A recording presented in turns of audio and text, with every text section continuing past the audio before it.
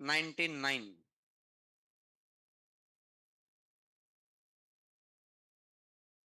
इधर आ जाओ यहाँ पे, बिल्कुल फ्रंट डेस्क पे, इजी के लिए।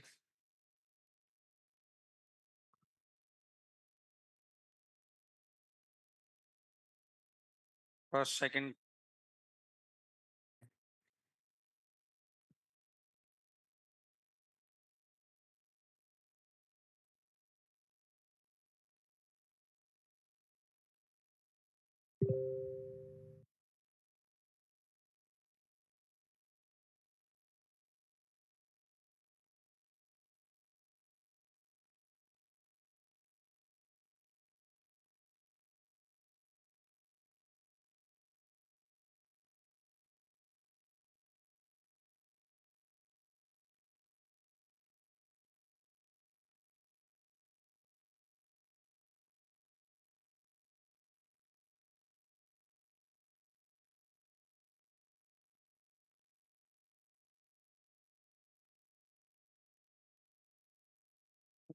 आप इधर हो जाओ भैया, बच्ची भी इधर ही आ जाएगी। इन भैया को बोलो थोड़ा सा, थोड़ा आप इधर हो जाओ, वो बच्ची इधर ही आ जाए, इधर हो।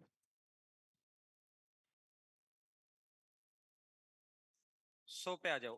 Question number 100। कक्षा में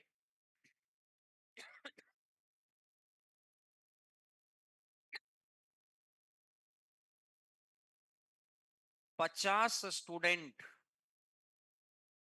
मैथ में फेल हुए,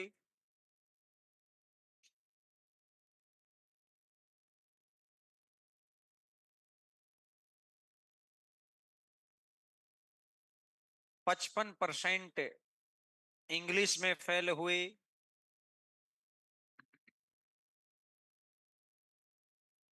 मैथ में फेल हैं 50,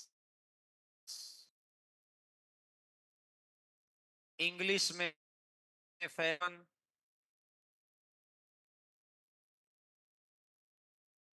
उसने कहा कि आप इधर बैठो भैया, आराम से दिखाई दे जाएगा, थोड़ा थोड़ा उधर हो जाओ आप लोग, थोड़ा इधर उधर हो जाओगे तो इजी हो जाएगा आप लोगों के लिए। इंग्लिश में 55, हिंदी में 40, ये फेलियर परसेंट दे रखा है। Math English 15, math English 15,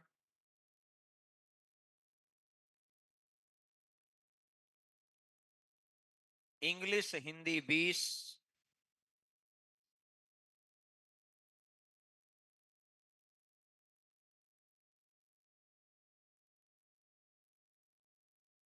Hindi math 25।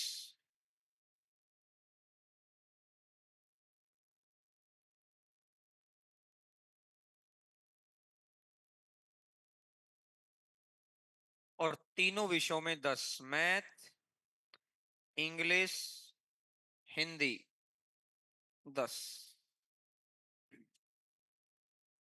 ये सारा फेलियर परसेंट दे रखा है। अब हमें बार बार क्वेश्चन ना पढ़ना पड़े, इसके लिए मैंने चीजें एक जगह लिख ली। इधर देखो भाई, इधर आओ भैया, उधर चले जाओ। तो अब देखो भैया, मैंने ऐसा मान लिया कि इस सर्कल में वो स्टूडेंट हैं जो मैथ में मैंने ऐसा माना इस सर्कल में हैं जो इंग्लिश में फेल हैं, और मैंने ऐसा माना कि इस सर्कल में वो स्टूडेंट हैं जो हिंदी में फेल हैं। फाइनल वैल्यू है 10। तो हमेशा दो वाले क्वेश्चन थे, तो कॉमन पॉइंट से शुरू किया था, तो आज भी कॉमन पॉइंट से ही शुरू करो। 10, तो तीनों का कॉमन पॉइंट आ गया जी 10। अब 3 वाला हो गया, तो अब 2 वाले पे आओ। हिंदी मैथ 25 है, हिंदी मैथ 25, ये वाला 25 है, 25 में से 10 तो यहीं रख दिया, तो 25 minus 10 15। Hindi English 20, Hindi English 20, 20 में से ये कितना तो ये कितना बच गया? मैथ इंग्लिश 15, मैथ इंग्लिश 15, ये कितना है? तो ये कितना बच गया? तो सबसे पहले तीन वाला सेट करो, तीन वाला, दो वाले में से तीन वाला घटा दो, तो फिर ये ओनली टू आएगा। अब पूरे में से ये घटाएंगे तो ये ओनली वन आएगा। क्लियर है? 50 है, तो 15 और 10, 10 में से 30 गया तो कितना बच गया? हिंदी 40 है, 10 और 10 और 15, 35, तो टोटल कितना था? 40। तो यहां कितना बच गया? इंग्लिश 55 है, 10 और 10 और 5, 55 में से 25 गया तो कितना बच गया? तो समझ में आया? सबसे पहले तीन वाला सेट किया, फिर तीन हटाकर दो वाला सेट हुआ, फिर तीन और दो दोनों हटाकर वन वाला सेट हुआ। Point clear? और अब गिन लो भाई, मैथ पूरा 50, ये पूरा 50 है, 50 और 30, 80, 90 और 5, तो 95% फेल है। तो टोटल परसेंटेज होता है 100%, में से 95% फेल हो गया, तो कितना परसेंट बच गया?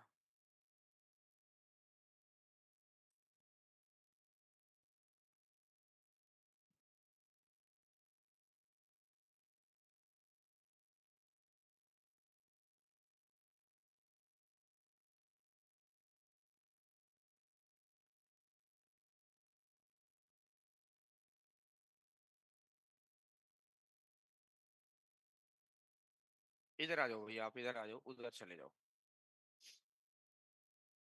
101 नंबर क्वेश्चन लिखेंगे सारे बच्चे। सबसे पहले तीन वाला सेट करें, फिर तीन में से दो वाला सेट करें और फिर एक वाला सेट करें।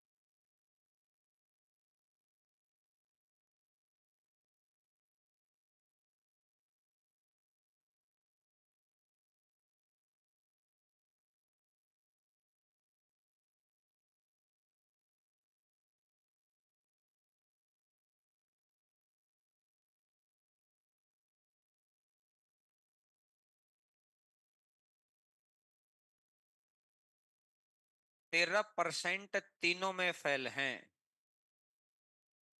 13% तीनों में फेल। 22% हिंदी और गणित में, हिंदी और मैथ में 22 है, 22 में से 13 गया तो बचेगा 9। आगे कह रहा है 15% इंग्लिश से हिंदी में, 15 है इंग्लिश से हिंदी में, तो 15 में से 13 गया तो बचा 2। आगे कह रहा है 25% इंग्लिश में, मैथ इंग्लिश 25 है, 25 में से 13 गया तो बचा कितना? 12। और अब एक एक वाले पे सेट कर दो। हिंदी 30 है, हिंदी 30, तो 15 9 24, 24, 30 में से 24 गया तो कितना बच गया? 6। इसने कहा 50 है, इंग्लिश 50 है, 13 15 12 27, 50 में से 27 गया तो कितना बच गया? 3। और गणित 40 है, 13 12 25, 25 9 34, 34, 40 में से 34 गया तो कितना बच गया? बात क्लियर है? तो अब मुझे ये कहानी समझ में आई कि देखो भाई, मैथ 40 है, 40 और 23 63, और 2 65, और 6 71, तो 100%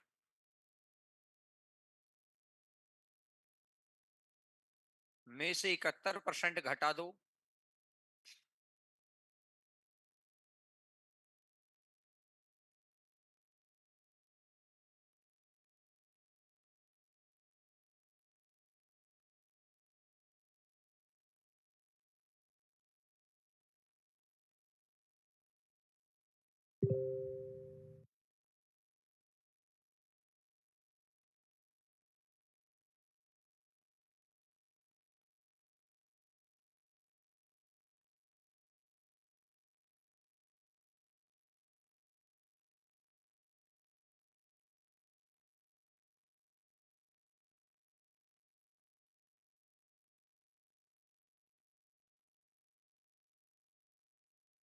इससे अगला नंबर 102 नंबर क्वेश्चन करके देखेंगे सारे बच्चे।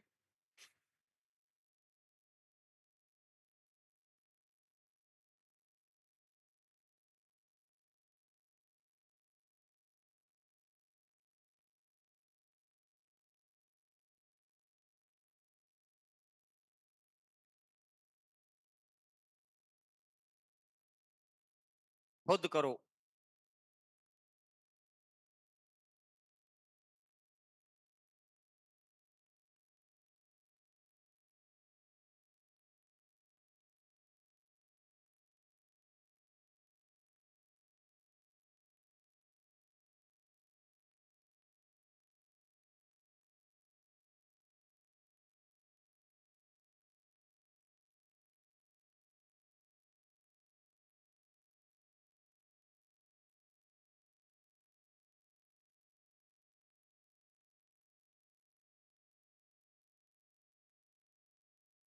बाईस परसेंट मैथ हिंदी। मैथ और हिंदी में 22 है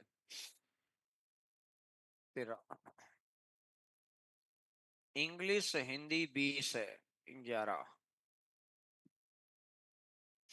16% मैथ इंग्लिश 7। 16 में से 9 घटा दो बचा 7। अब करें खुद। इसने कहा जी मैथ 30 था। 13 और 9 29, तो 30 में से 29 का तो एक ही। इससे अगला कह रहे हैं 20 है। 11 और 9 20 और 27, तो ये 18 बच गई। और मेरे भैया अगला कह रहा है 55 हिंदी। 13 11 24, 24 और 9 33, 33 है तो 22। तो 55 और 1 56 और 7 63 और 18 81। तो 100% माइनस 81,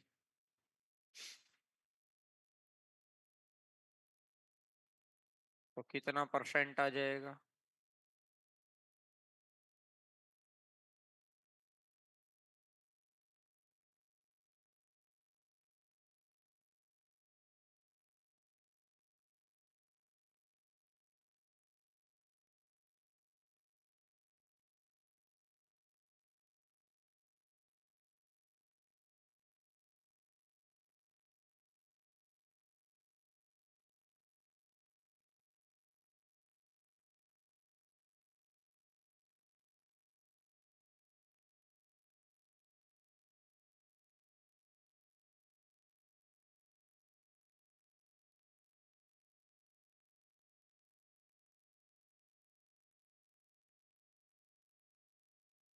आ गया भाई सबको समझ में? वेन डायग्राम का पॉइंट आप सभी को अब क्लियर हो गया है। आओ जी टाइप नंबर 10। वेन डायग्राम वाली टाइप में कुछ बच तो नहीं गया था? ठीक है, आइएगा टाइप नंबर 10।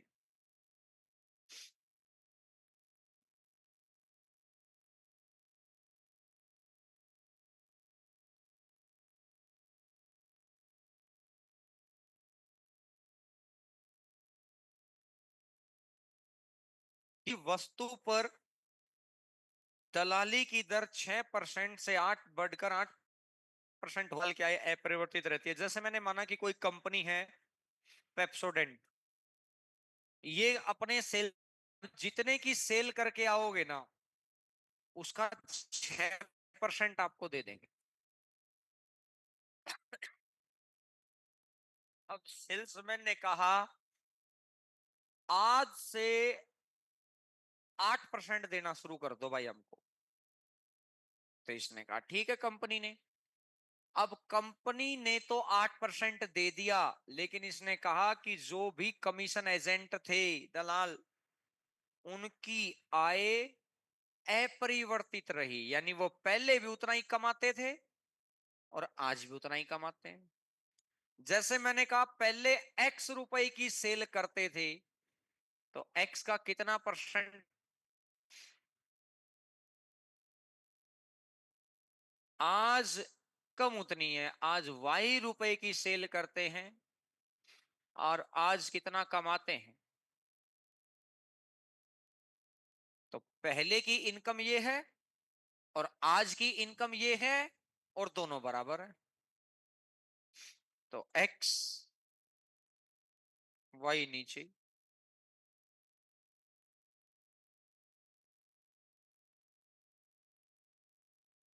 4 बटा,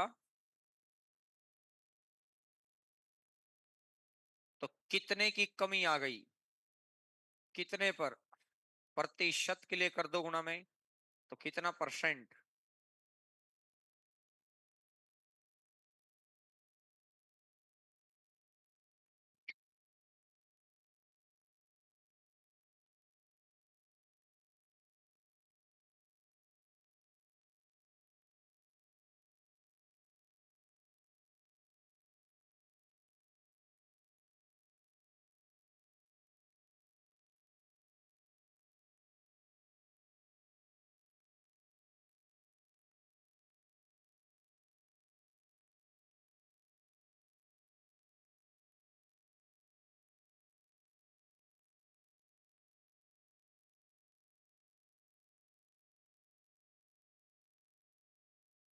अगले नंबर क्वेश्चन पर आइएगा।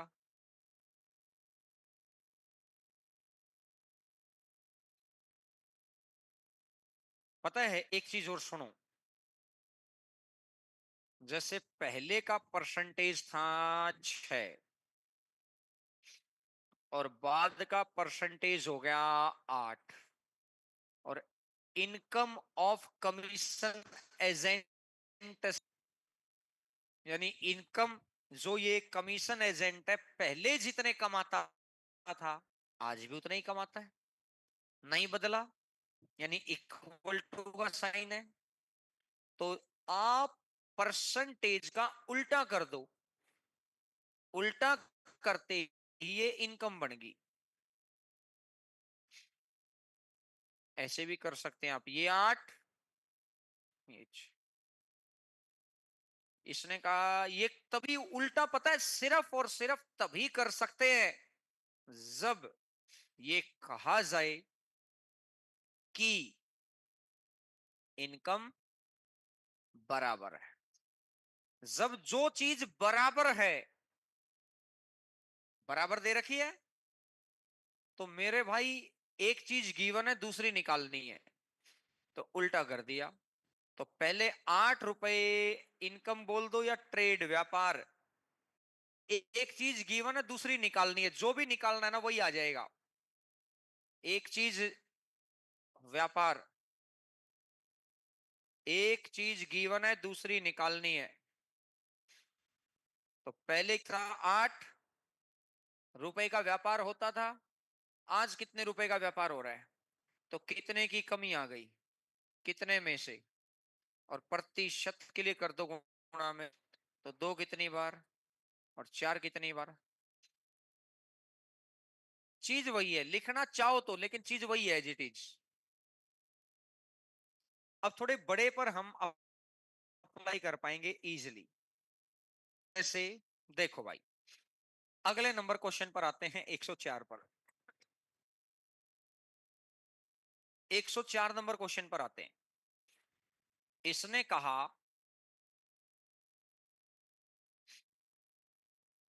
एक आदमी की इनकम 6,000 बढ़ती है, पहले इनकम कितनी थी, तो आज इनकम कितनी हो गई, X प्लस 6।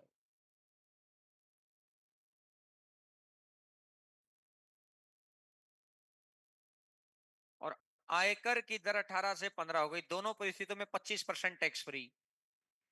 25% टैक्स फ्री है, तो ये इसका 75% इसे कोई टैक्स देना है, और इस इनकम के भी 75% इसे कोई टैक्स देना है।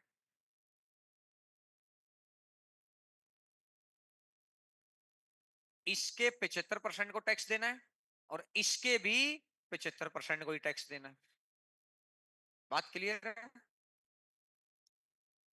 अब इसका इसका 18% टैक्स देना है, और इसका 15% टैक्स देना है।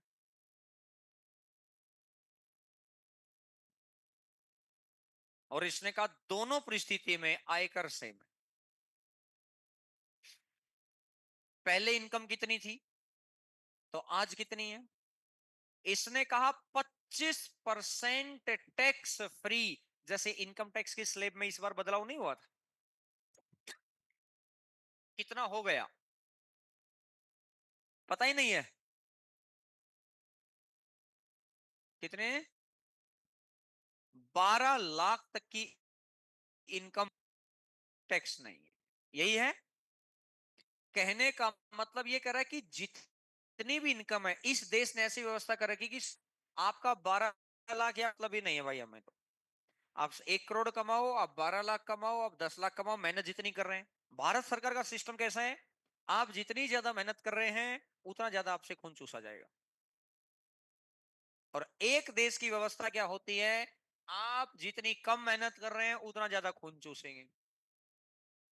और एक देश की व्यवस्था है मेहनत कितनी ही करें, आपको शुरुआती 25% पर टैक्स नहीं देना। ऐसे तो आप जिंदगी में आगे बढ़ने का प्रयास ही नहीं करेंगे। किसी में तो 2 ही लाख कमा रहा हूं, तो भाई 2 लाख का 25%, 50,000 तो आपके टैक्स फ्री है, बाकी 1.5 लाख पर टैक्स दे। अब बात समझ में आई। ये कह रहा है कि जितनी भी इनकम है उसका 25% टैक्स फ्री, तो कितनी बचगी।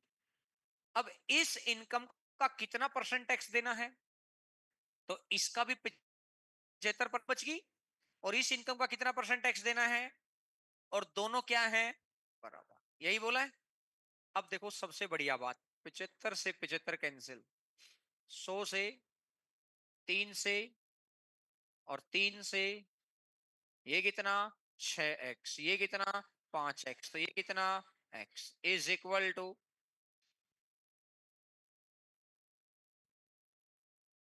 नोट करो भाई।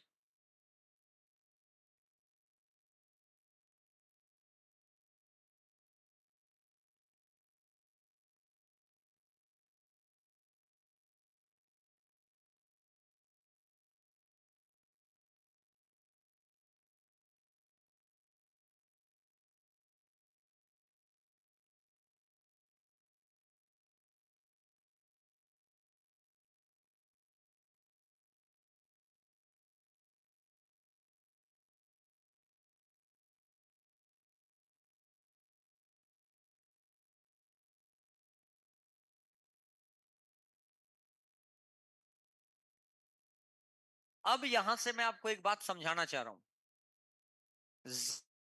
जब कब लिखा हो कि दोनों पृष्ठ, दोनों जगह की बात कर रहा है, इधर की और उधर की, 25% टैक्स फ्री, तो इधर भी पे उधर भी 75 लिखोगे, कटिंग कर दोगे, कटिंग हो जाएगी। तो मुझे बताओ इस लाइन को अपन लिख ही क्यों रहे हैं फिर, जब दोनों जगह सेम टैक्स फ्री है फिर अपन लिख ही क्यों रहे हैं।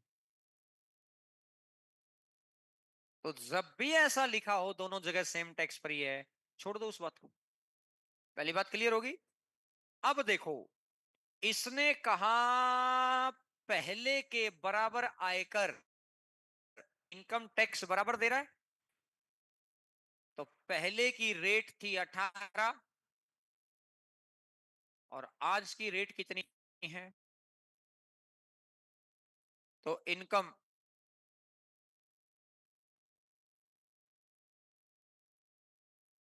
6, 5, 5, 6। बोलो भाई, एक नहीं बढ़कर बढ़ी कितनी है, कितना गुना।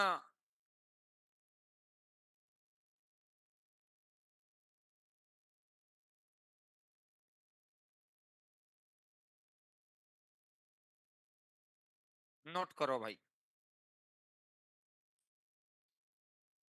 जो चीज गिवन कर रखी है जस्ट उसका उल्टा कर दो, तो उल्टा करते वही चीज आ जाएगी जो हमें चाहिए।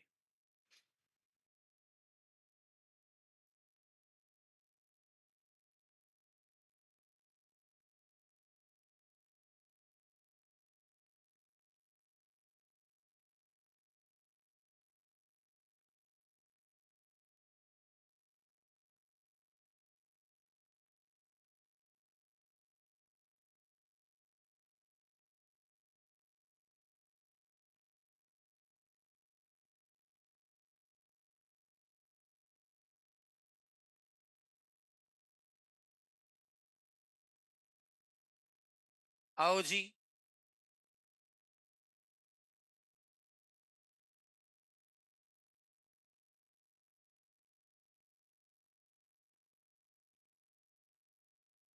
पहले रेट थी 17.1 और आज रेट हो गई 13.3। पहले रेट थी 17.1, आज हो गई 19 नेमा 171, 19 सत्ता 133। उल्टा।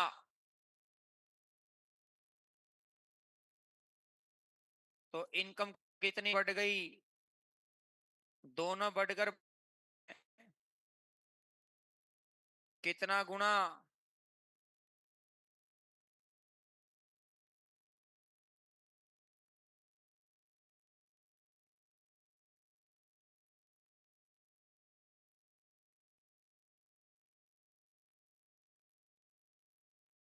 इस क्वेश्चन ने कह रखा था दोनों परिस्थितियों में 35% टैक्स फ्री।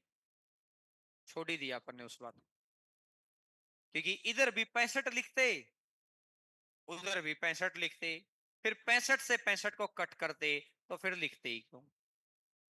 अगर दोनों परिस्थितियों में टैक्स फ्री बराबर है तो कुछ सोचना है ही नहीं।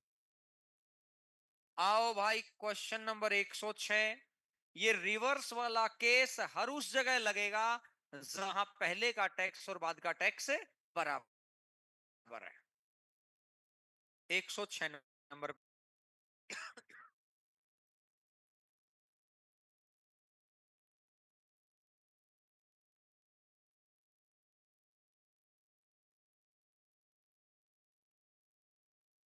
देखो भाई,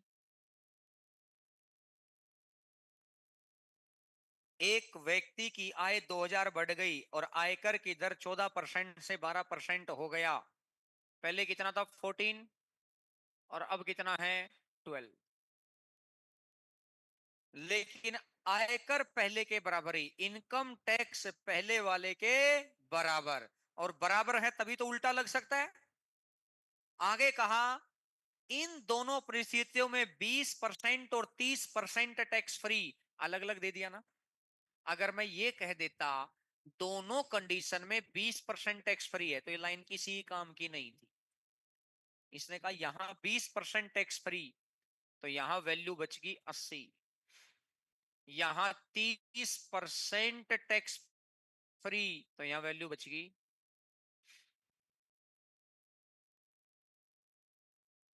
बोलो भैया। हाँ, 0 से 0, 7 से 2 बार, 4 से 2 बार और 4 से। पीछे वाली वैल्यू, आगे वाली वैल्यू, कितना बढ़ गया? एक ना होकर बढ़ा कितना है?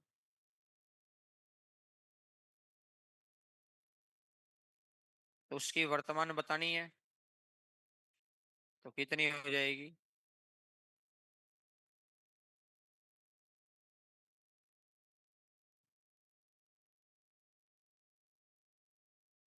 और अब वो 6000 कर लो उसको, उस ऑप्शन को 6000 कर लो।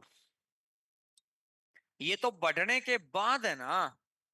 जब 2000 बढ़ जाएगी तब है वो। सर ऐसे तो प्रेजेंट में इस क्वेश्चन में है ना, अपनी लैंग्वेज में कंफ्यूजन हो रखा है ना। तो वो पूछ लेता है, पहले ऐसे लिखता है, पहले वाली बताओ, बाद वाली बताओ। जैसे इससे ऊपर वाला क्वेश्चन आया हुआ है, इससे ऊपर वाला क्वेश्चन प्रीवियस ईयर का पूछा हुआ क्वेश्चन है, तो उसमें क्या लिखा हुआ है? प्रारंभिक आय ज्ञात करो। इससे ऊपर वाला भी प्रीवियस ईयर का पूछा हुआ क्वेश्चन है, आरंभिक आय ज्ञात करो। बात समझ में आई? ये तो मैंने ही यहाँ पे कंफ्यूजन क्रिएट कर दिया वर्तमान लिखकर। एक्चुअली में पेपर में यही आएगा, वैसे तो वर्तमान है ये वाली। आप कहेंगे सर 2000, 2000 बढ़ जाती है, फ्यूचर की बात कर रहा है कि जब 2000 बढ़ जाएगा तब ऐसा ऐसा हो जाएगा। तो इसकी जो वर्तमान इनकम लिखनी है आपको 6000 लिखनी, तो इसको 6000 लिख लो। वैसे ये कोई बहुत बड़ा इसमें अगले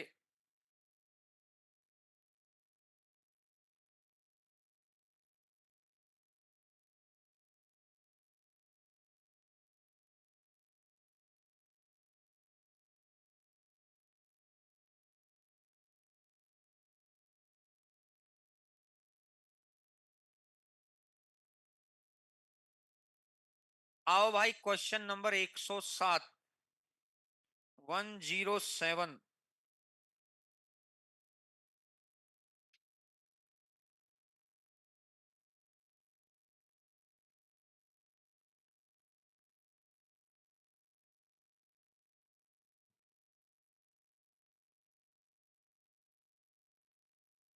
एक विक्रेता कुल बिक्री पर 7% कमीशन लेता है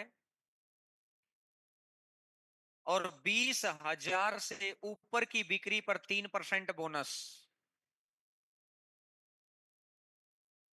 भाई वो कह रहा है ना, जितनी भी टोटल सेल है ना, टोटल सेल का तो मैं 7% लूंगा ही लूंगा।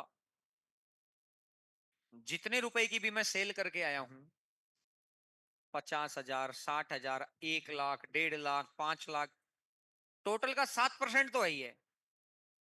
लेकिन शुरुआती 20,000 को छोड़ दो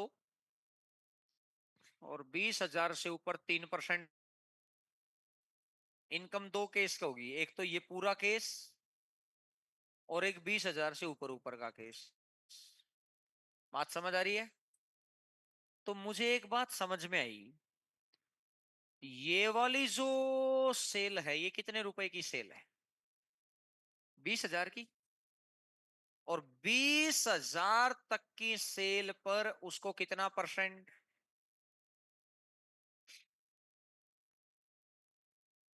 प्लस। अब ये 20,000 से ऊपर, 20,000 से ये कितने की सेल है? और एक्स के ऊपर 7% तो है ही है। और 3 बोनस।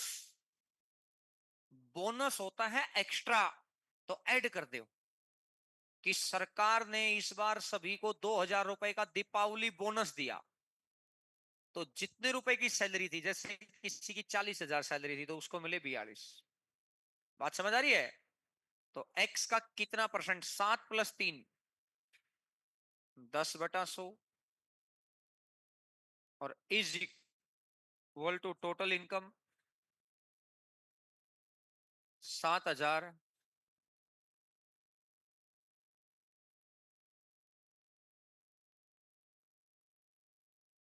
200 × 7, 1,400। 1,400 उधर माइनस कर दो, तो एक्स का 1/10 इज इक्वल टू 6,000 और एक्स इज इक्वल टू 60,000। तो एक्स की वैल्यू 60,000 आ गई। अब आगे इसने कहा टोटल सेल बताओ। तो टोटल सेल तो मतलब यहां से यहां, तो यहां कितनी थी? प्लस 60,000।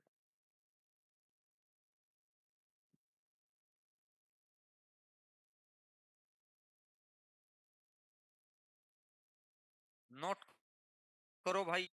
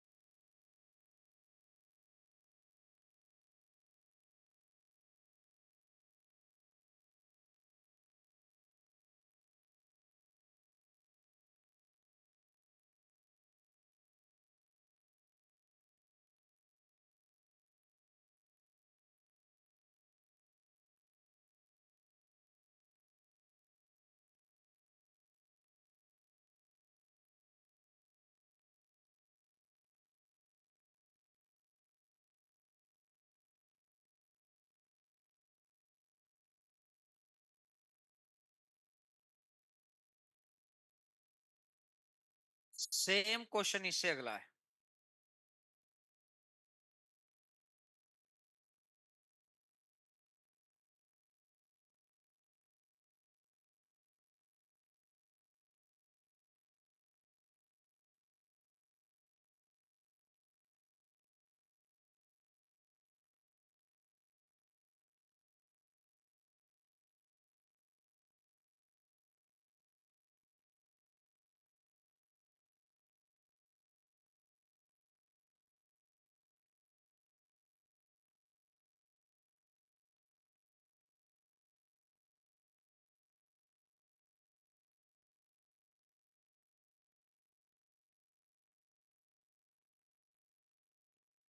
10,000 का 5.5%, 10,000 से ऊपर है x का आधा बोनस 5.5 और आधा 6% इज इक्वल टू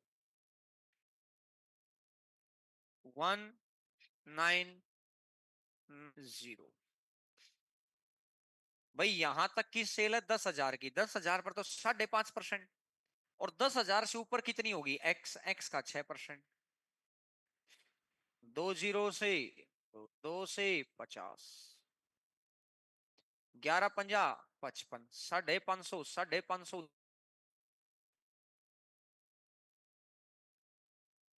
1440। तो एक्स इज इक्वल टू 24,000, और एक्स अगर 24,000 के बराबर आ गया, एक्स अगर 24,000 के बराबर है, तो 10,000 तो शुरू वाला प्लस 24,000 ये वाला, तो कितना आ जाएगा?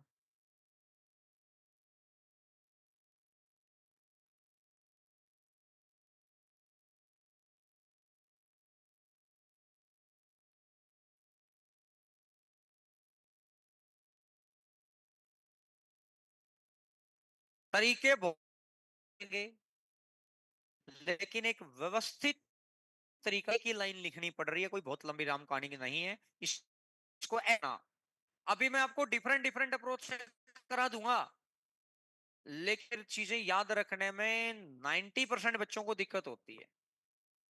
और जब बहुत ज्यादा सिलेबस हो जाता है ना, उस वक्त वो चीजें अटकी है,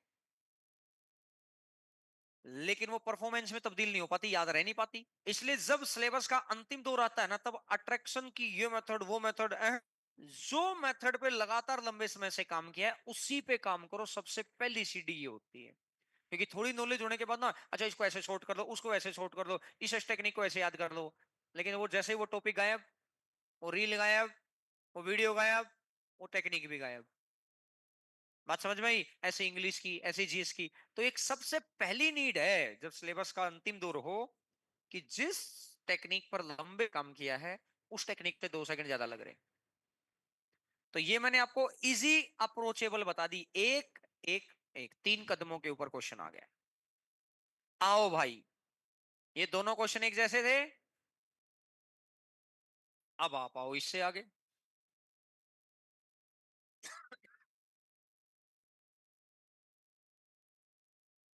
एक कंपनी अपने विक्रेता को कुल बिक्री पर 9% कमीशन देती है, और 10,000 से ऊपर की बिक्री पर 1% बोनस देती है। 10,000 से ऊपर की बिक्री पर 1% बोनस मिलता है, ऐसे समझो। 10,000 तक की बिक्री पर तो कम इसको मिलेगा 9%, और 10,000 से ऊपर जितना भी पैसा है, 10,000 से ऊपर जितना भी पैसा है एक्स, एक्स के ऊपर कितना परसेंट मिलेगा? ये तो 9% मिलेगा। और यहां कितना परसेंट मिलेगा? 10% मिलेगा। यहां पर सेल्समैन की कमाई, ये भी सेल्समैन की कमाई, इक्वल टू सेल्समैन की कमाई लिखनी है। अब इसमें लाइन बदल दी,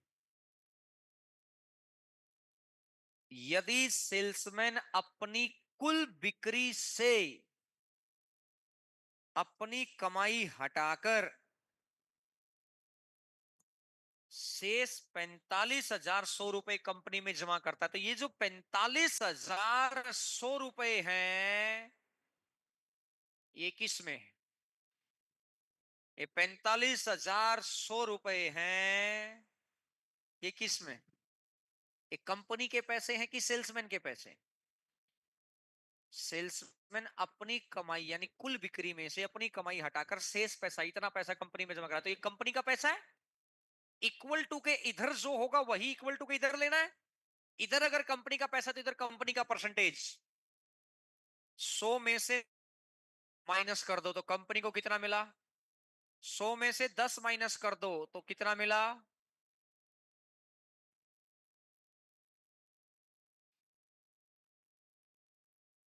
9100। 9100 माइनस कर लो।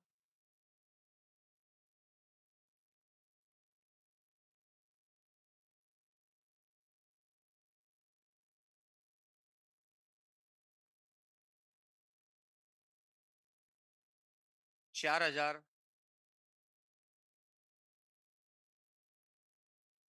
40,000। तो इसने कहा टोटल सेल ज्ञात करो। तो एक्स तो ये रहा, 10,000 ये रहा।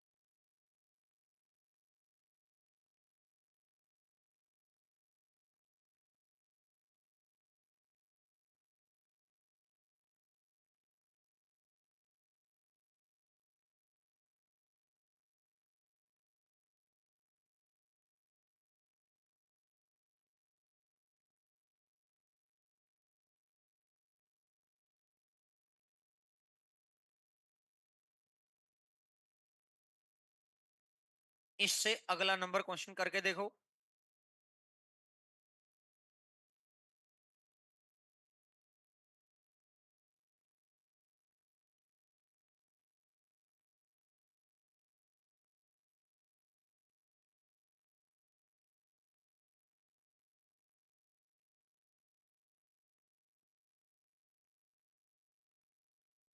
10,000 रुपए तक की बिक्री पर 5% और इससे ऊपर की बिक्री पर 4%।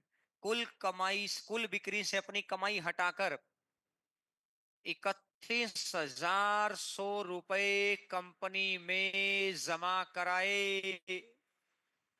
ये कंपनी का पैसा है, तो इसका मतलब इधर कंपनी का परसेंटेज 10,000। इसने कहा 5%, तो बचा कितना? फिर बचा एक्स 4%। तो 100 में से 4 गया, तो बचा ना। बच्चे ने गलती के में लिख लिया हुआ, क्योंकि उसने इवन पता है क्यों लिखा होगा? तो उसकी आदत है पिछले क्वेश्चन की चीजें करना। 5% और 5 + 4 9%। +4 क्यों किया? बोला सर बोनस है। कहाँ है? पढ़ो क्वेश्चन।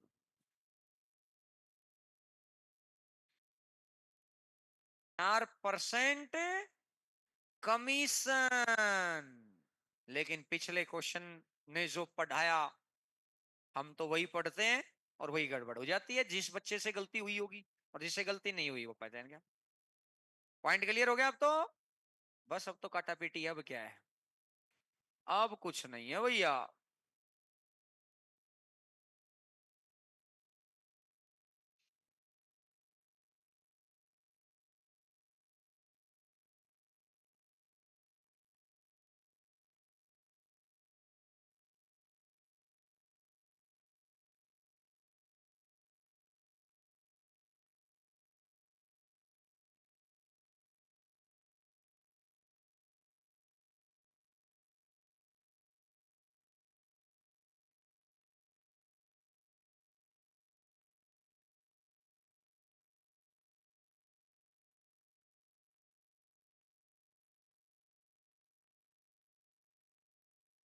अब टोटल सेल कितनी है? 10,000।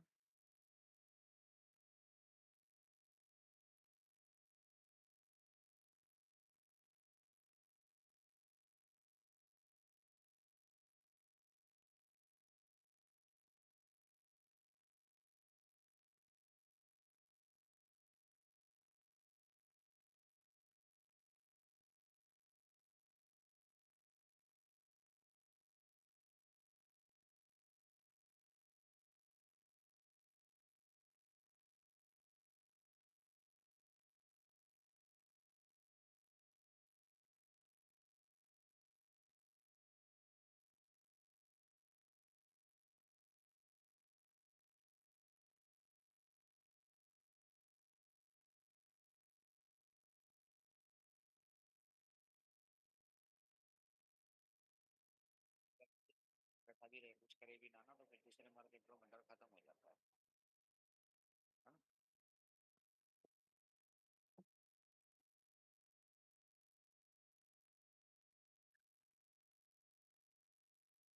111 नंबर पर आओ।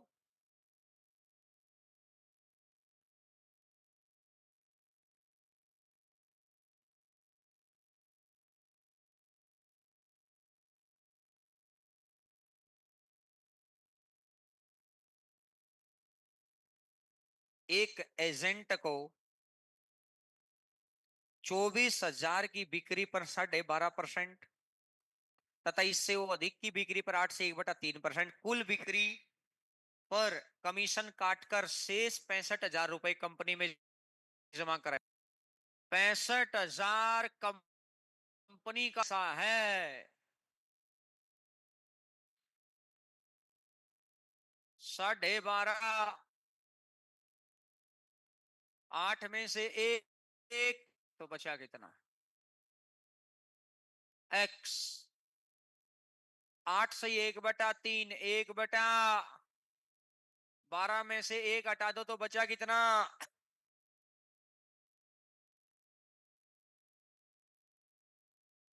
7 या 21। 21 हटा दो तो 11 चौका 44, तो इक्वल टू 48,000।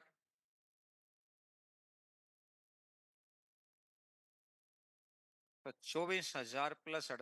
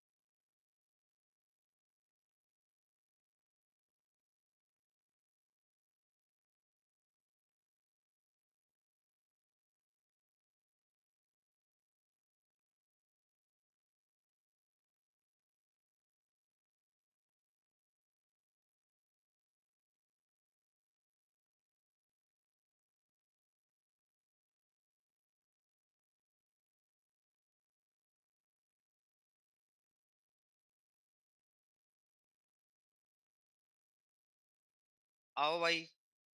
112।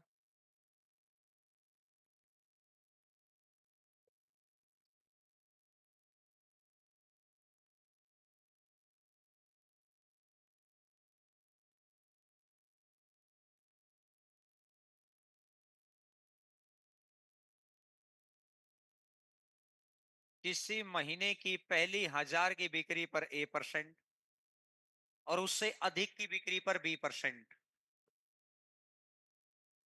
पहली 1,000 रुपए की जो सेल है ना, उस पर तो A%।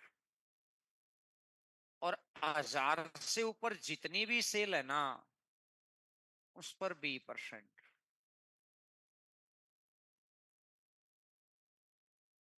तो टोटल सेल है 3,000 की। तो 3,000 में से 1,000 तो बचा कितना?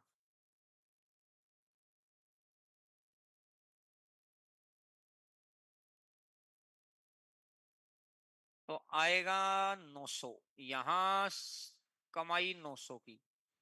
अगले महीने भी 1000 पर तो एक, और 4000,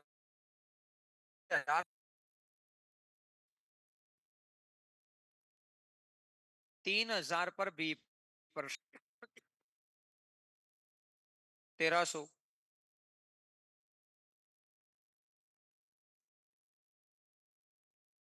1000 से 1000 कैंसिल, 3000 में से 2000 गया तो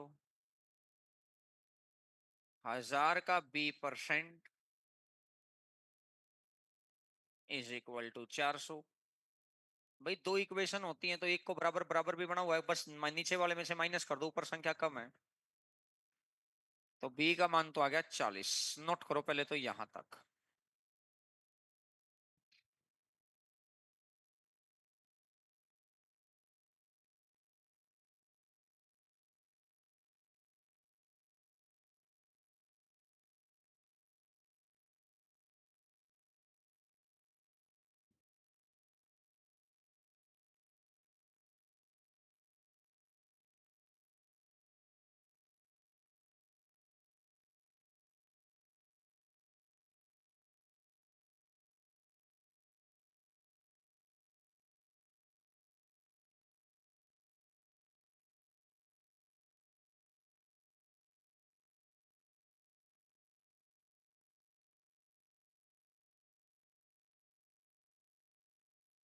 अब एक ही वैल्यू निकालनी है तो पुट कर दो, एक तो ये हो गया। इसका दूसरा, तो 1000 का A%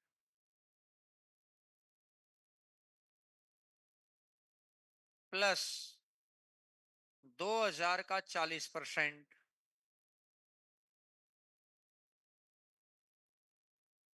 इज इक्वल टू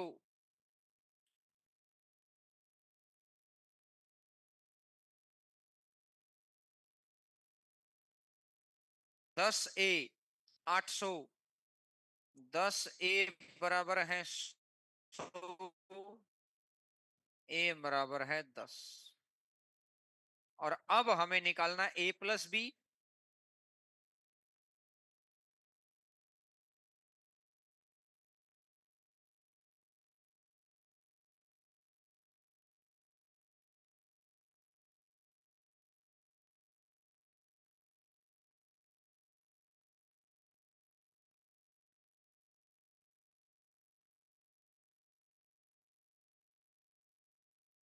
बोलो भैया, बात क्लियर?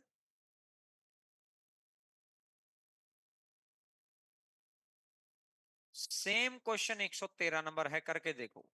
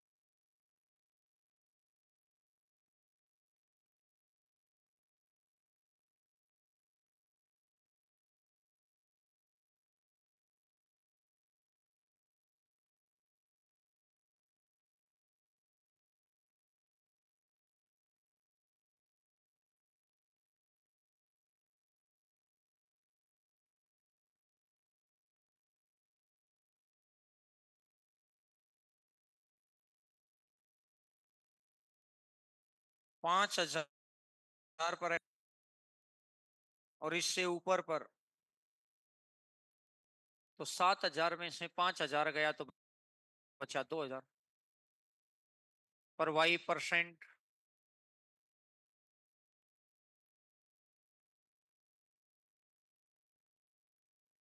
तो कितना है? 7,000 रुपए की 5,000 यहाँ 2,000 यहाँ, तो उसकी सेल की से कमाई है 12,500। 5,000 यहाँ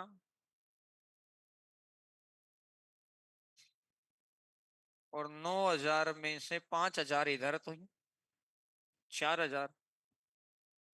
17,500 में से 12,500 मतलब ये 17,500। ये पहले मुझे बताओ, ये कंडीशन लिखनी आ गई क्या? ये 4,000 कहां से आया ये पता चल गया? कहां से आया बताना? 9,000 है। बेसिक वाला X% के लिए 5 और प्लस 9,000 में से 5,000 घटा दो 4,000।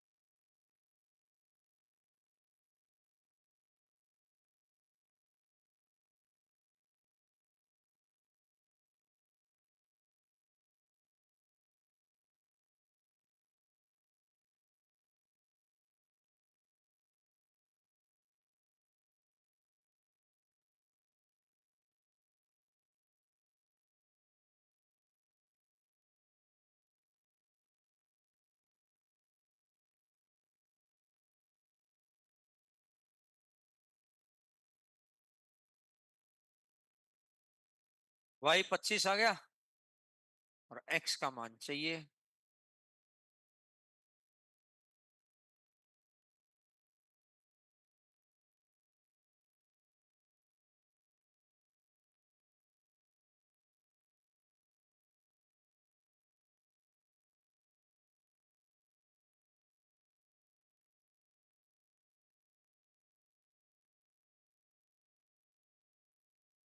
वाई की वैल्यू कितनी है? 25। 25 दूनी 50, 500। 500 उधर कर दो 750। 5 से काटोगे तो 15।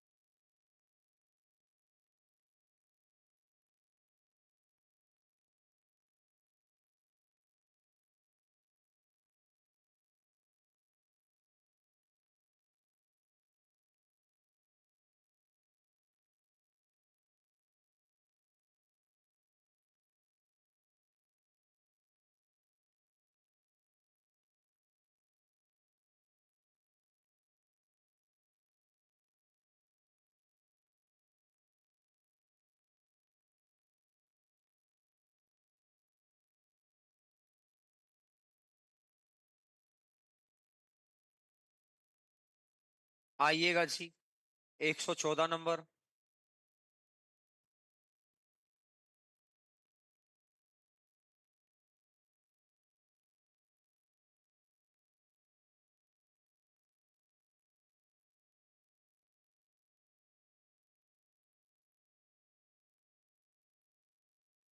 सुहानी 90,000 की अपनी पूरी इनकम पर 30% का टैक्स। रितिका ₹Y पर 40% का टैक्स। ये सुहानी की इनकम है, ये रितिका की इनकम है। सुहानी 30% का टैक्स देती है, रितिका 40% का टैक्स देती है, और दोनों को मिला दिया जाए तो फाइनल 37% का टैक्स होता है। एलिगेशन लगा दो, याद आया कुछ? जब दो चीज मिलती हैं तो इसके नीचे इसकी इनकम, इसके नीचे इनकी इनकम। स्वानी की इनकम है 90,000, भाग दे दो 30,000, 30,000, 21, 2 0 और 2 0।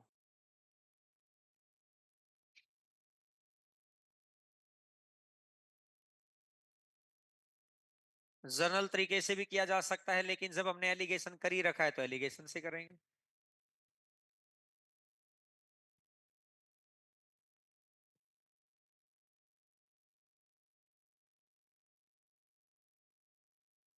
बोलो भाई, क्लियर होगी बात?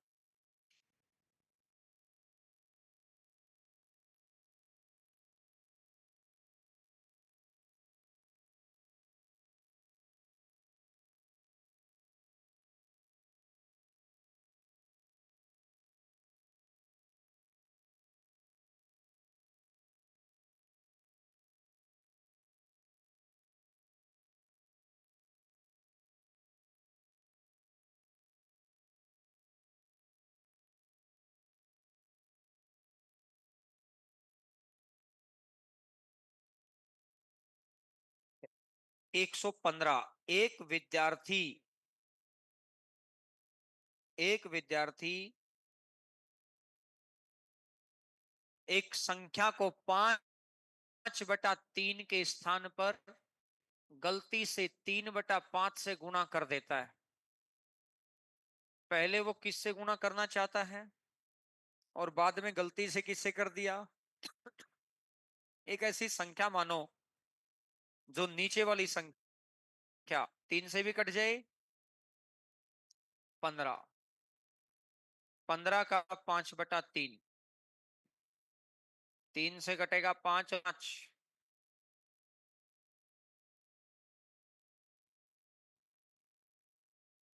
लेकिन एक्चुअली में 15 का 3/5, 5 से कटेगा 3 और 3 तिया,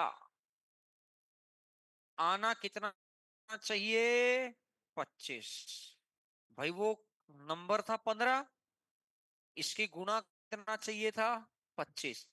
गुणा की तो आया कितना? 25 से 9 होना, तो कमी कितने की? 16 की। कितने में से?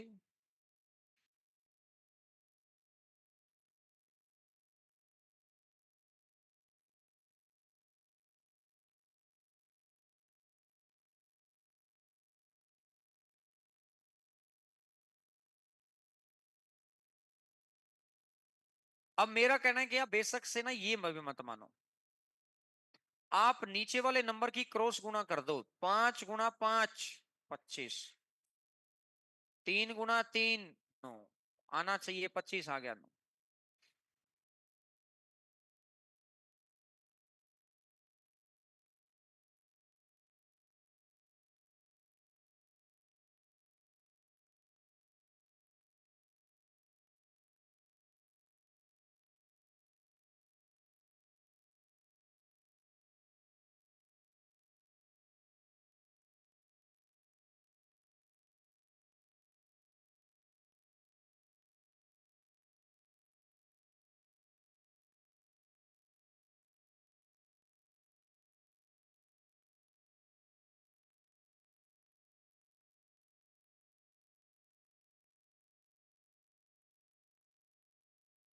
एक 116 नंबर क्वेश्चन पर आइएगा।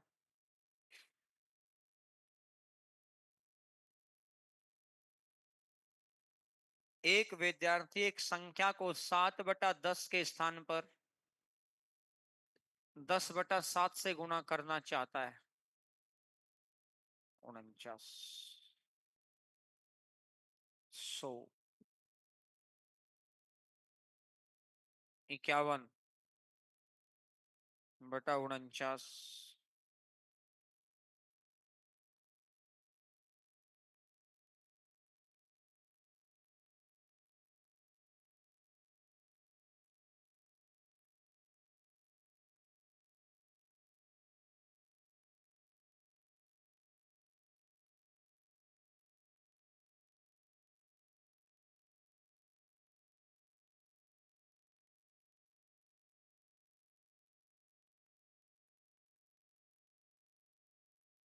इससे अगले पर आ जाओ।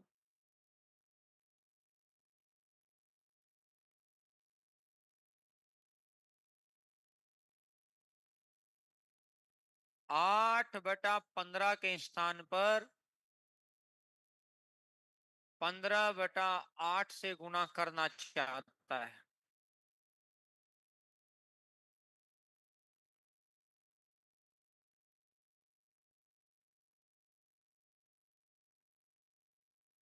चौसठ से 225,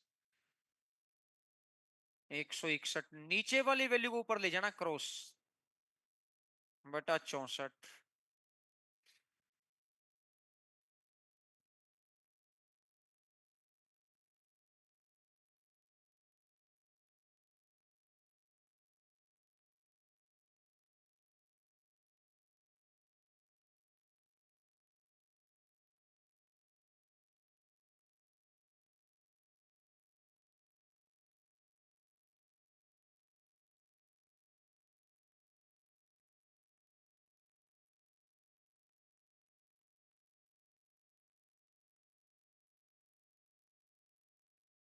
कंसेप्ट क्लियर भैया?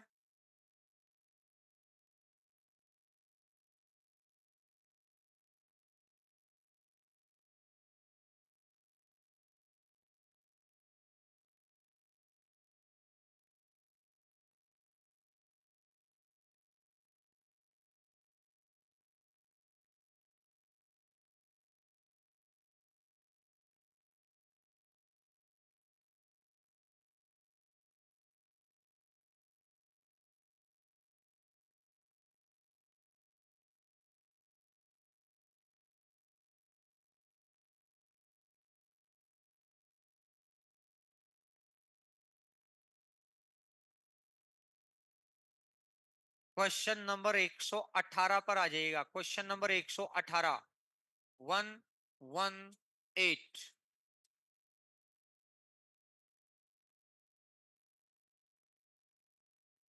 इसने कहा एक भिन्न के अंश और हर, ऊपर वाले पार्ट को बोलते हैं न्यूमरेटर और नीचे वाले को बोलते हैं डिनोमिनेटर। ऊपर बोलते हैं अंश और नीचे बोलते हैं हर। अंश में 200% की वृद्धि है। कोई भी वैल्यू अपने आप में 100%, 200 बढ़ गया तो कितना परसेंट? 300%। यानी कभी भी किसी भी परसेंटेज के अंदर अगर ऐड करना है ना तो 100 पे ऐड करना है।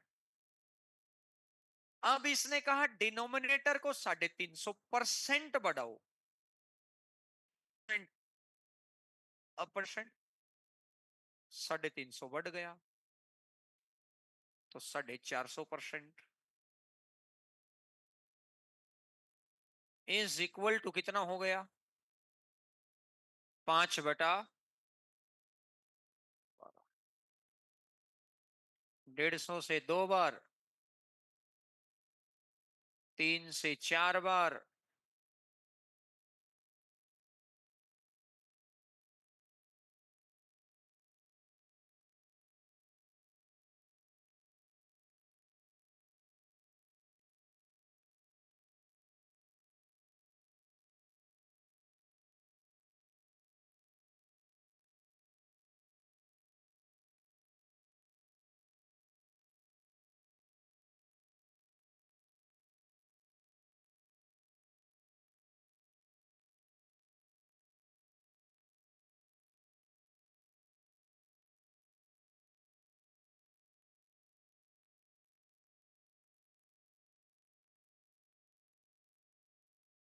आइएगा भैया क्वेश्चन नंबर 119।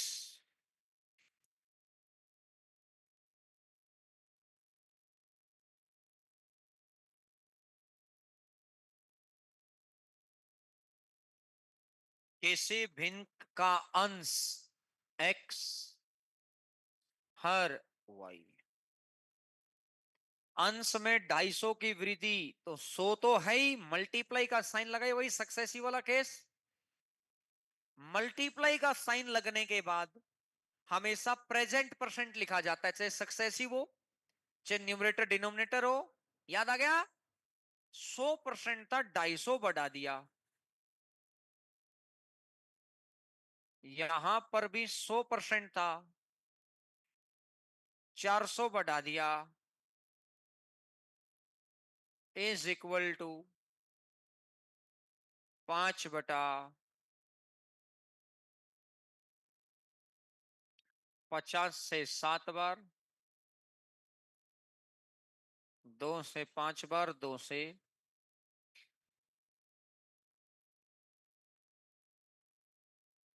5/5, 7 चौका 25/28।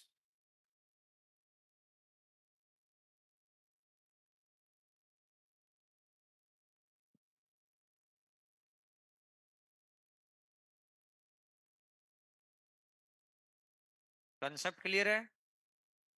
आइएगा 120 नंबर।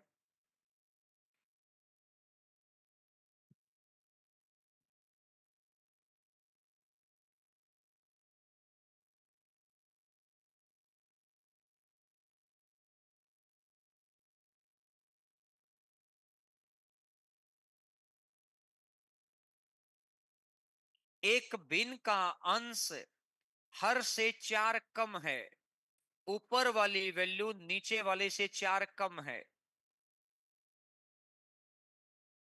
32 की 32 बढ़ा दो, और हर में वृद्धि तो 100 में 75 बढ़ा दो,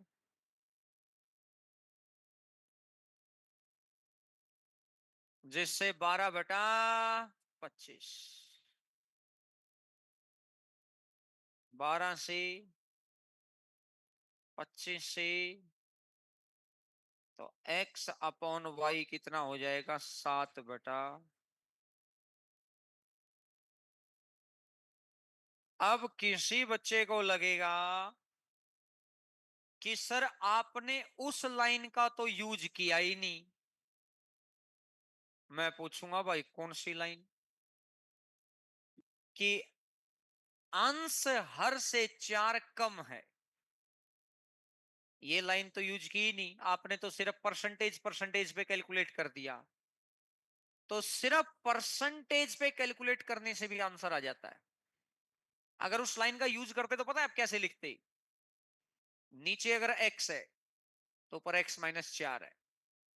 मेरी बात क्लियर है? यहां 132,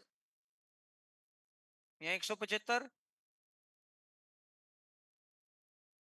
25 से, 12 से, x इज इक्वल टू 7/। चीज तो वही, आंसर तो ये है। ये तो इधर कुछ भी लिख लो, x लिख लो, y लिख लो, x-4 लिख लो, उससे क्या फर्क पड़ गया? तो जब कभी भी ऐसे क्वेश्चन आते हैं तो कभी भी ऐसा मत सोचना कि भैया नंबर में कमी ज्यादा है, करना है तो उससे कोई फर्क पड़ेगा, परसेंटेज से ही फर्क पड़ता है बस। Point clear? आओ जी।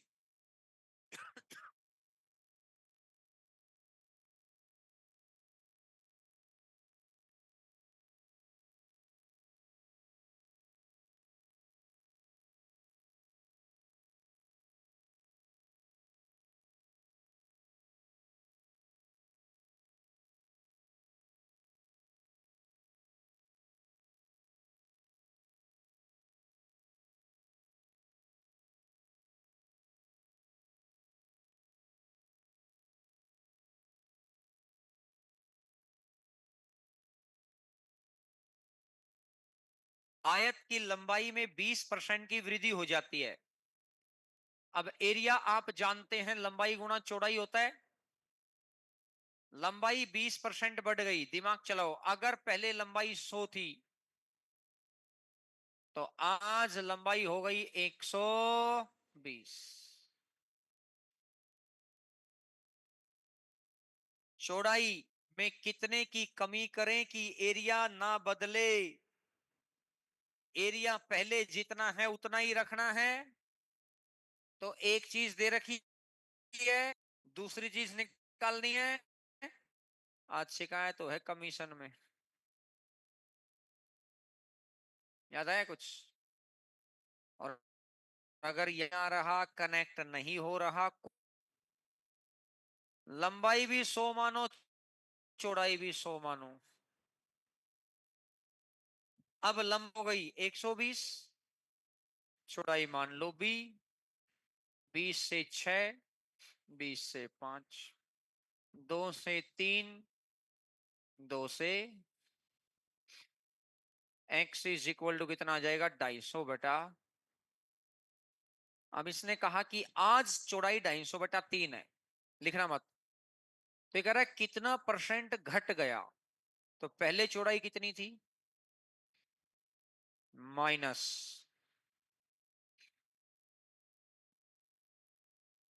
300 माइनस 250,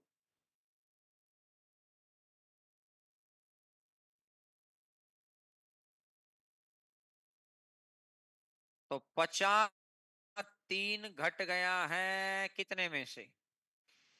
और प्रतिशत के लिए कर दो गुणा में। तो 50/3%।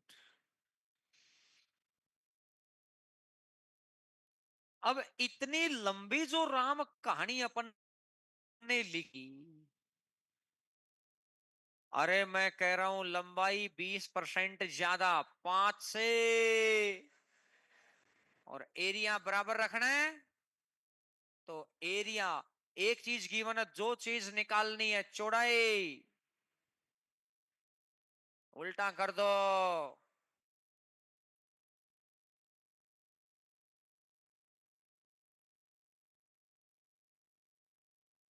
आ गया आंसर। आपको पूरा राम कहानी करने की जरूरत ही कहां है? दिमाग चल रहा है क्या?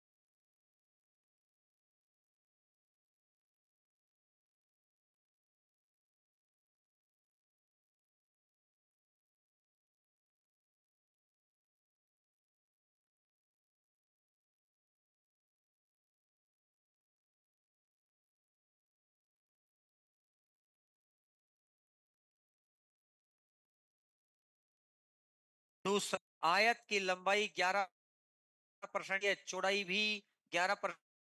तो क्षेत्रफल में परिवर्तन, आयत की चौड़ाई क्षेत्रफल में दो चीजों में चेंज है।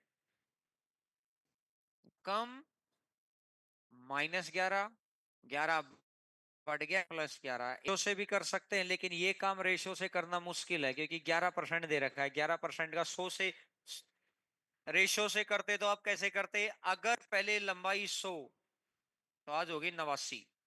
अगर पहले चौड़ाई 100, अब इनकी गुणा करना, फिर डिफरेंस निकालना। बात समझ में आई? तो जब परसेंटेज में ही आंसर चाहिए है, तो परसेंटेज के सक्सेसिव वाले पार्ट में भी कर चुके हैं ऐसा क्वेश्चन। याद नहीं है? घर पे जाके काम करते नहीं हो? वैसे करते क्या रहते हो तुम शाम को घर पे जाके? 64 नंबर, 65 नंबर, मेरे भैया 44 नंबर, 45 नंबर, कितने तो क्वेश्चन करा रखे हैं। कितने घंटे पढ़ते हो? यहां के अलावा,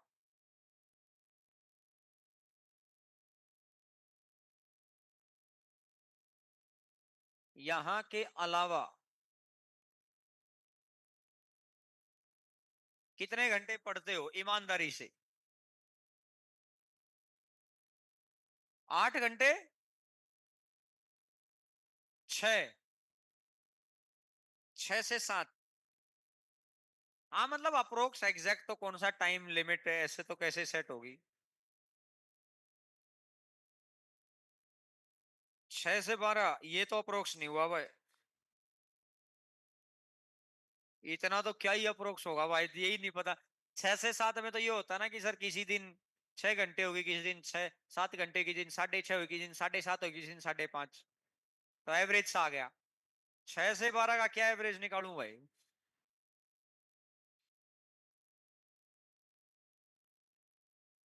अच्छा, अब जैसे आप यहां से घर जाते हो, आइडिया दो कैटेगरी है। पहले एक कैटेगरी पे बात करते हैं। जो बच्चे अभी 2 बजे घर जाएंगे, लगभग 3 बजे पहुंच जाएंगे। भाई कोई 3:30, कोई 2:30 पौने 3। आइडिया एक बार 3 बजा लेते हैं। पढ़ाई कितने बजे शुरू करते हो? 4 मान लू। इससे बात मत किया कर, इसके पास मत बैठा कर। इसकी गलती नहीं है। एक्चुअली में इसको पता ही नहीं है क्या क्या रहा है। इसको भी नहीं पता है बेचारे को। कहते हैं ना कि सोचने समझने की क्षमताएं विकसित नहीं हो पाई इसकी। तो इसकी गलती नहीं है। हाँ तेरी। हाँ, तो तेरी गलती नहीं है। ढक्कन कह रहा 3 बजे पहुंचता हूँ, 3 बजे ही शुरू हो जाता हूँ।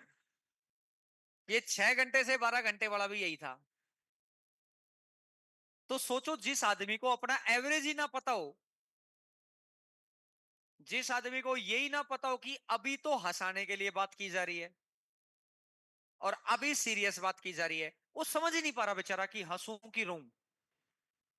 तो ऐसी सिचुएशन कब क्रिएट होती है कि आदमी को पता ही ना चले हंसूं कि रोऊं। हाँ, समझ रहे मेरी बात को? ये ऐसा था नहीं, ये कुंभ नहा के नहीं आया।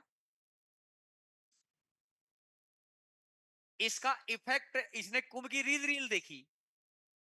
तो इस वजह उसके बाद तेरी हरकतों में मैंने देखा है कुछ बदलाव आया है।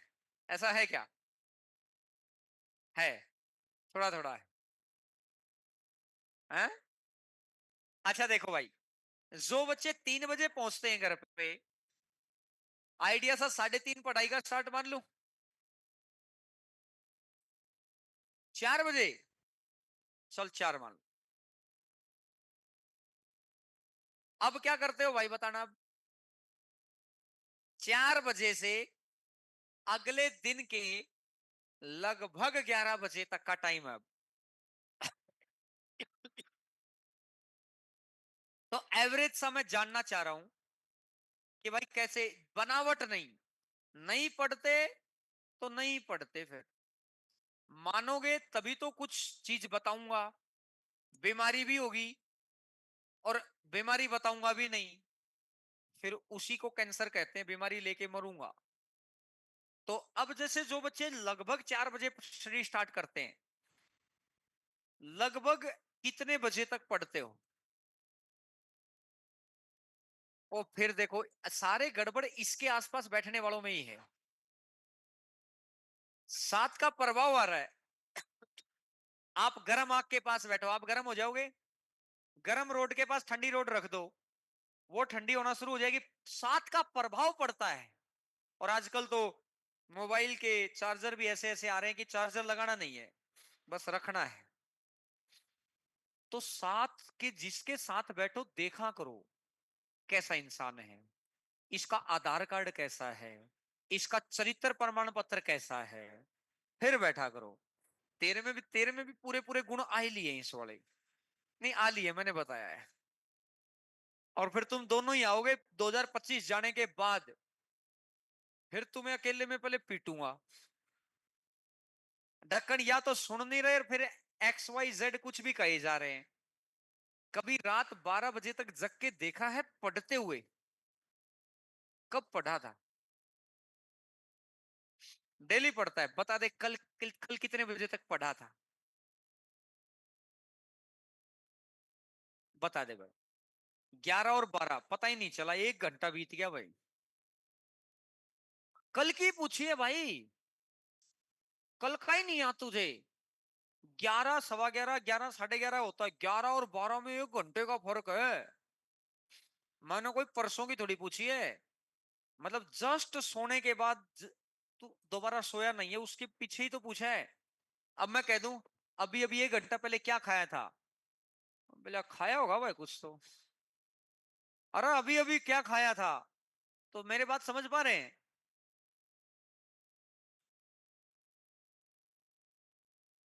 अब मान गया ना ये भी कि गुण मैच खा गई। अब नहीं मान रहा था भाई। अच्छा तुम 4 बजे घर पे पढ़ना शुरू किया, अब लगभग कितने बजे तक पढ़ा? 7 बजे तक। ठीक है। अब ठीक है भैया, एक रेस्ट भी हो जाएगा, खाना पीना भी हो जाएगा। अब दोबारा लगभग कितने बजे बैठे? 9, कोई 8:30, कोई कैसे, तो वो एक 9 मान लिया। जो 8 बजे बैठा होगा वो उसी हिसाब से टाइम बताएगा कि 11 बजे तक। तो अब मैं कितने बजे तक भैया आपने पढ़ाई की? 11। ठीक है, इस पढ़ाई में रील भी शामिल थी। 7 से 9 में रील है, फ्री टाइम में है। अपन ने लिख लिया कि फ्री है अपन, तब देख रहे हैं, तब दिक्कत नहीं है। दिक्कत क्या है कि अपन ने ये भी लिख लिया डायरी में कि अपन पढ़ रहे हैं और पढ़ भी नहीं रहे हैं। समस्या वहां है। समस्या वहां है ही नहीं। एक आदमी ने कहा कि आओ यार घूमने चलते हैं। बोला ना, मैं तो पढ़ूंगा। वो घूमने भी नहीं गया और रूम पे जाके रूम पे पढ़ा भी नहीं। और ये सोचता रहा कि वो तो ले गए मजे भाई, वो तो घूम गए भाई। अब ये ज्यादा परेशान है। इसका ना तो दिमाग रिलैक्स हुआ, ना ही अगले पॉइंट के लिए रेडी हो पाया। अच्छा इसके बाद आप सुबह उठे, कितने बजे उठे? सुबह 6 बजे। कितने बच्चे ऐसे हैं जो 6 बजे उठ जाते हैं? हाँ 6 से पहले उठ जाते हैं मतलब। अभी कुछ संख्या ऐसी है जो नहीं उठ पा रही है। चलो आप 6 बजे उठे भाई। अब पढ़ाई कितने बजे शुरू हुई? तेरी तो पौने 6 होगी। उल्टा चलता है ना ये ढक्कन। अब बता भाई, 6 बजे उठ के कितने बजे के आसपास पढ़ाई शुरू हुई? 8, 7, 8, 7:30 लिख लूं? ठीक है भाई।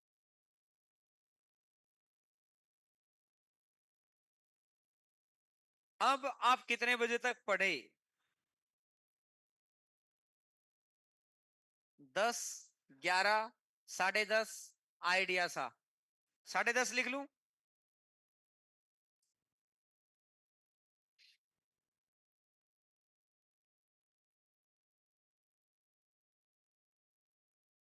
कि ना, 6 से 7।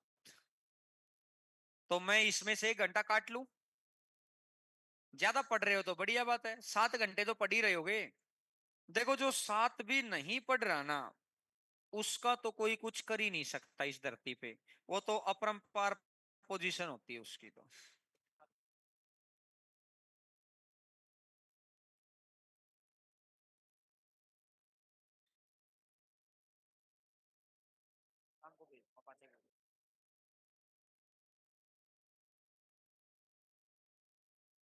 अभी 2 बजे बरबरू को कर दें फिर उसके बाद।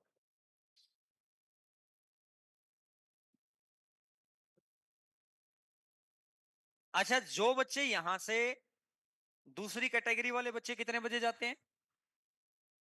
5 बजे। आप 6 बजे रूम पे पहुंच गए, यही है। अब आपने पढ़ाई कितने बजे शुरू की? 8। अब आप लगभग कितने बजे तक पढ़े? 12, कोई 11:30, 11, 12, 11:30 लिख दूं? 11:30 लिख देते हैं, किसी का 11 है, आधा घंटा कम है तो एवरेज निकालना पड़ेगा। अब आप सो गए, अब आप सुबह कितने बजे उठे? सुबह का शेड्यूल वही है फिर आपका। भाई कोई 5:30 उठा है, कोई 6 उठा है, तो वही फिर आपने पढ़ाई कितने बजे शुरू की? कितना बजे? 7, 7:30, 8, चलो 7:30 लिख लिया। कोई कम है, कोई ज्यादा, कोई 5:30 उठ के फिर बीच में टाइम वेस्ट हो जाएगा, कोई 6 बजे चलेगा। मतलब एवरेज आप कितने घंटे पढ़ते हैं फिर?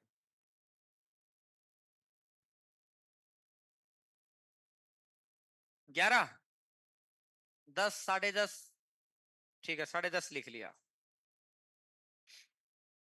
3, 6:30,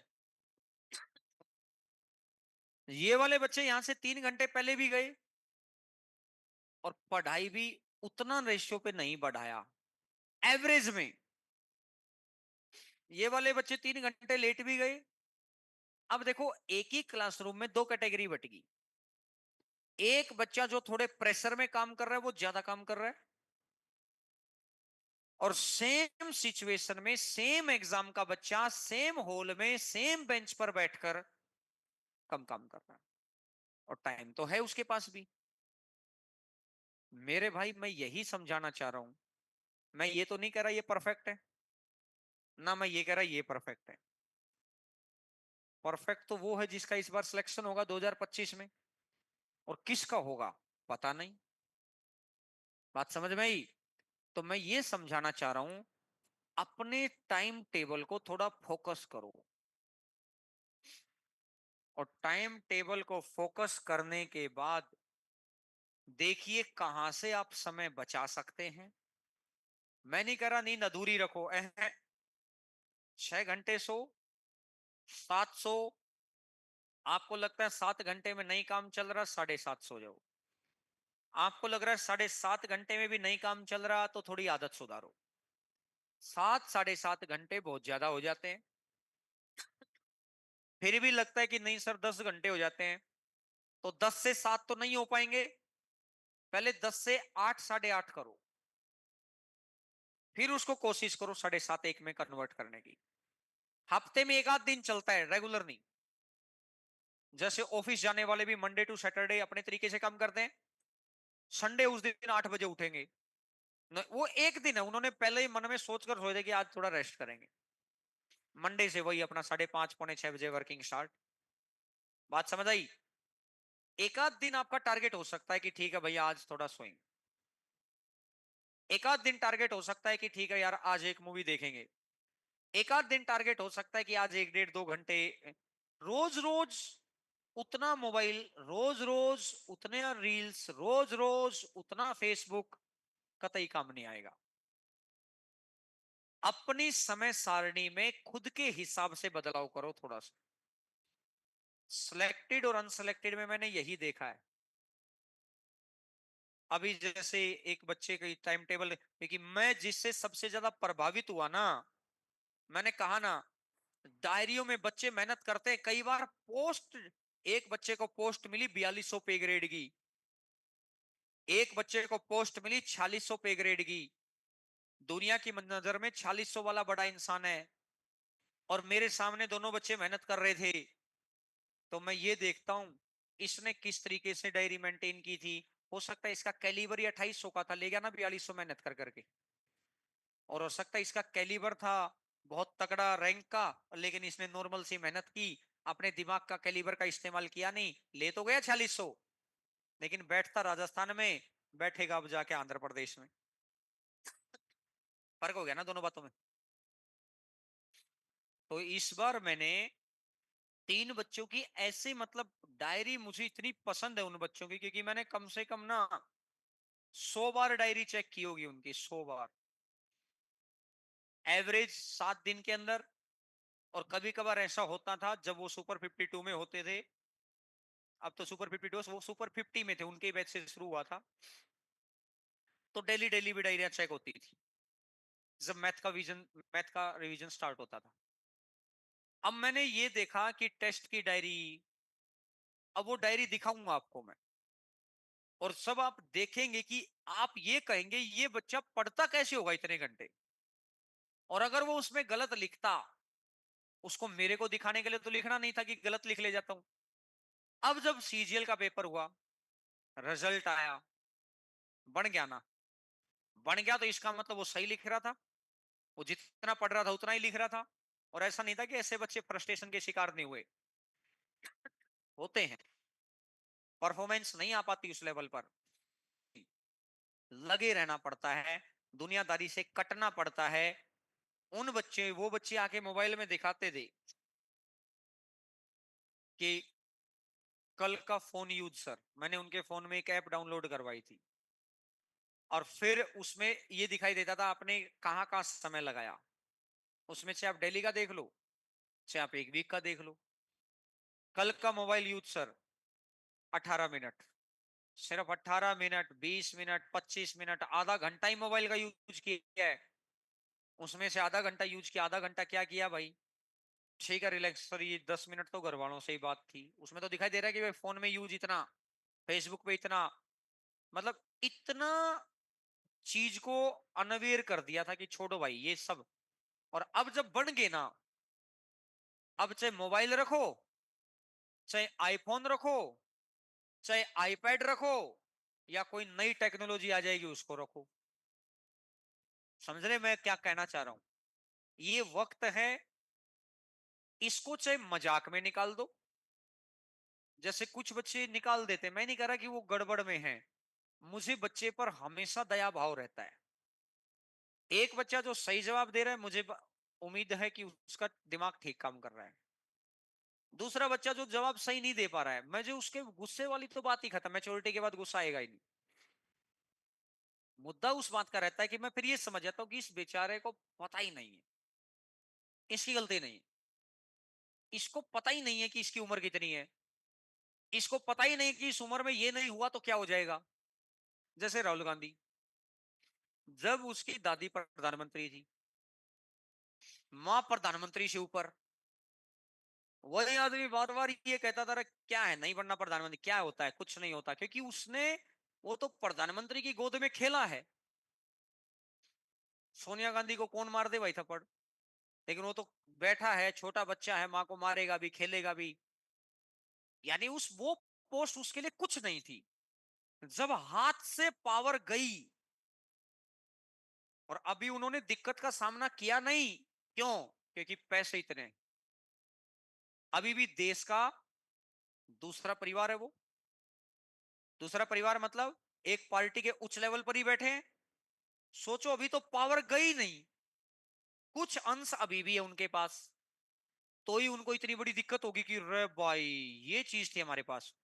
फिर भारत जोड़ो और पैदल यात्रा और ये वो एक्स वाई जेड जो भी, अब वो सारे तिकड़मबाजी लगा रहा है कि शायद करके कुछ मिली जाए ये चीज।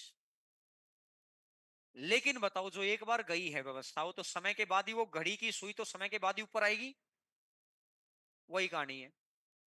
कुछ बच्चे उस समय को ना नहीं देख पा रहे। हम क्यों देख पा रहे हैं, आपसे 10-12 साल आगे देख खड़े, हमें पता है बच्चा ये गलती करेगा, अब ये गलती करेगा, और उस गलतियों को जो सीख जाता है, पूछ जाता है, अप्लाई कर जाता है, बात बना देता है। जो नहीं कर पाता फिर मजाक अपनी जगह, मजाक करना चाहिए, खूब खुश मिजाज रहो, लेकिन ये पता हो किस जगह, किस समय मजाक है। जब बात अभी पढ़ाई की है, तो किस जगह किस समय पढ़ाई, मिक्सिंग हो गई, कहानी गड़बड़ है। तो देखो भाई, मैंने तो आपको सिर्फ ये बताया है, मेहनत करो, और इस सैटरडे मोस्ट प्रोबेबली आपको वो डायरी वगैरह सब कुछ दिखाएंगे। और उस वक्त अगर जिस बच्चे के मन में अलग जग जाए ना कि ये भी तो मेहनत कर रहे थे, ये भी कुछ समय पहले ही आप इन्हीं बेंचों पे बैठे गए हैं, कुछ ही समय की बात है, वो कुछ समय हो सकता है 1.5 साल हो सकता है 2 साल हो सकता है 2.5 साल हो, बस इतना ही समय। और वहां से उस लेवल तक बन गए कि अब इनकम टैक्स इंस्पेक्टर, कोई एनफोर्समेंट डायरेक्टरेट, कोई सीबीआई के अंदर, कोई नार्कोटिक्स के अंदर, कोई मिनिस्ट्री ऑफ एक्सटर्नल अफेयर्स के अंदर, अब बड़े अधिकारी हो गए। और आज के 5 साल के बाद और बड़े अधिकारी, बात समझ में आई।